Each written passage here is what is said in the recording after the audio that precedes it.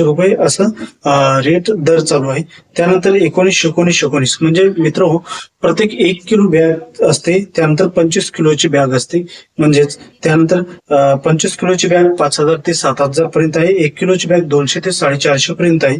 आणि कंपनी व भाव बदलाव म्हणजे जसे की अनेक कंपनी आहेत, जसे IFFCO, त्यानंतर RCF, IPL, SPIC, त्यानंतर ZUARI, त्यानंतर MCA.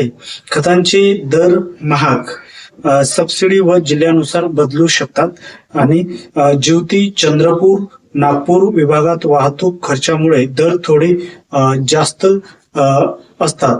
यासाठी मित्रांनो, त्यानंतर जर आपण बघितलं याचा जसे की आपण 13,045 अंदाजे दर जर बघितलं, 1 किलोची बॅग ही जी आहे 200, हे जे आपण असे अंदाजित जर बघितलं तर 25 किलोची बॅग 3500 ते 5,500 पर्यंत असं दर कमी जास्त होत असते.